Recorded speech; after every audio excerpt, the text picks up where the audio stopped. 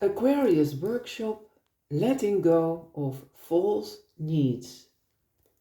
I start with a quote from Pathwork Lecture 93 with the title Main Image, Repressed Needs and Defenses. And the quote is as follows: He will come to see how he sabotaged the fulfillment of his real need by the pursuit of the false need. He will clearly see the behavior pattern of the false need and how it damaged the real need. Therefore, he will begin to change in that respect. This is relinquishing in the real sense. One grows into it by insight, by full understanding of all the factors involved, and then no longer having to hold on to the false needs and the destructive defenses. But it can never be done by an action of will. End of quote from Pathwork Lecture 93. A child has real need for care, nourishment, pleasant feelings, attention and appreciation without doing anything in return.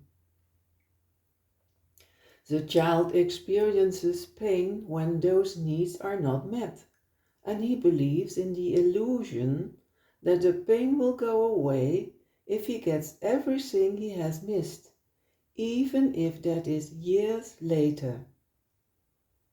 Denying that inner child pain perpetuates these needs and becomes a false need, because the now adult person still angrily demands that the outside world loves him and takes care for him. It is a major misconception to believe that a negative childhood can ruin our future. It is our responsibility whether or not we want to free ourselves from these negative experiences. The events of our childhood only bother us because we have not yet cut the emotional umbilical cord. The difficulties of our youth do not cause the inner pain. The real cause of that pain is our stubborn insistence on the false need to remain a child. We refuse to take responsibility for ourselves, and we force substitute parents to give us the care, love, attention, recognition, and confirmation that we missed in our youth. Real needs can only be fulfilled by taking responsibility and giving everything that we still demand from the outside world to the inner child, like a loving father-mother.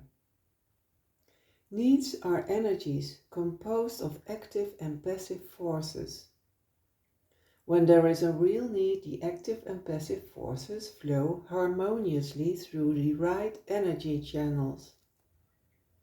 False needs arise from the denial, repression and replacement of real needs. Then we send the forces through the wrong energy channels, causing hyperactivity and apathy. Being able to let go of false needs means that we discover the limits of our human willpower and relinquish these false needs because a situation arises that we must accept. When we let go, then we are receptive to the wisdom of the true self, which can distinguish between situations that we can and cannot change.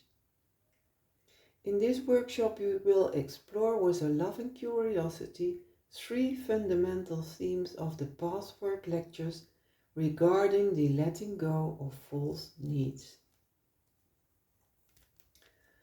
The first theme: what is a false need? As a result of our upbringing, our images, wrong conclusions and mass images, we have misconceptions about what are real needs and what are false needs. The difference is that fulfilling a real need is constructive for everyone involved.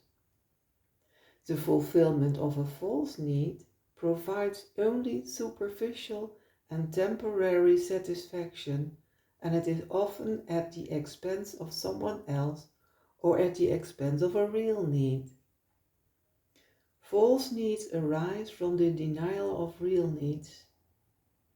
To the extent that the pain of unsatisfied real needs is present, the more false needs one has, and thus demands that other people satisfy those false needs. The next quote stems from Pathwork Lecture 192. What are real and what are false needs? In the first place, what is real at one period of an entity's life may be utterly false and unreal at a later period. What is a real need for a child is not at all a real need for an adult. Now, when the growing entity denies the pain of the unfulfilled real need, what happens is not at all that this need disappears. On the contrary, the denial of its pain perpetuates it and projects it in time and onto other people so that it becomes a false need. End of quote from Pathwork Lecture 192.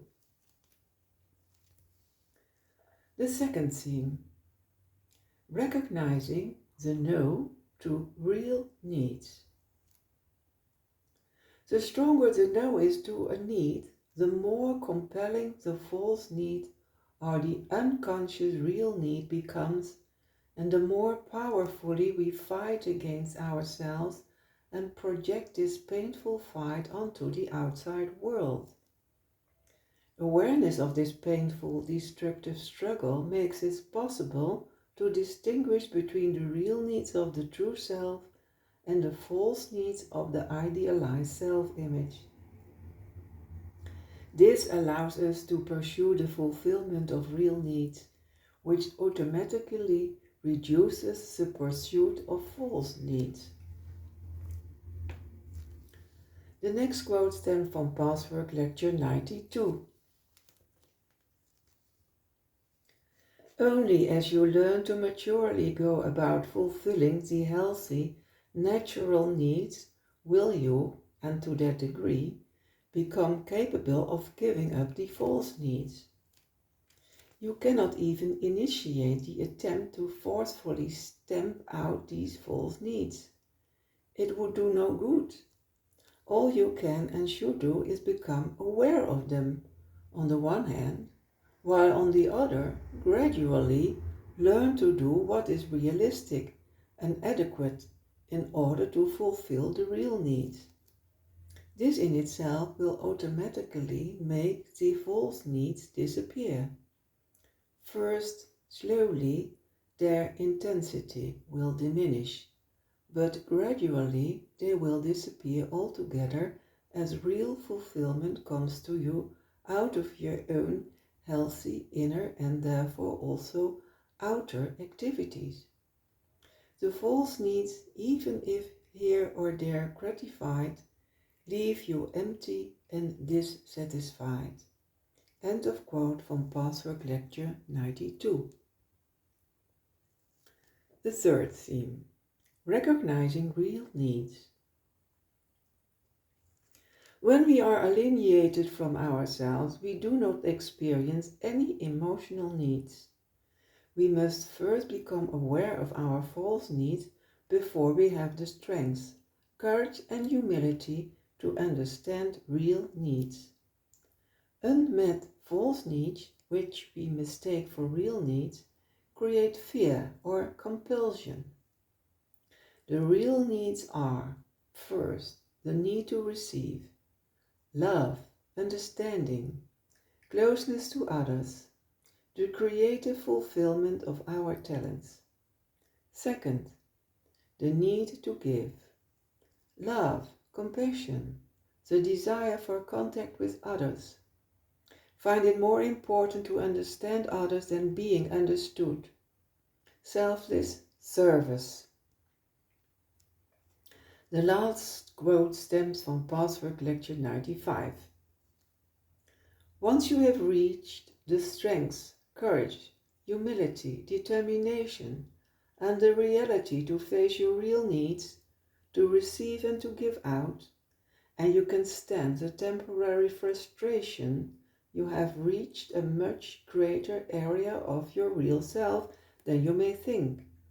For this is your real self, and your problem of the unfulfillment in itself recedes into the background in importance, in comparison with the strength you gain by finding home.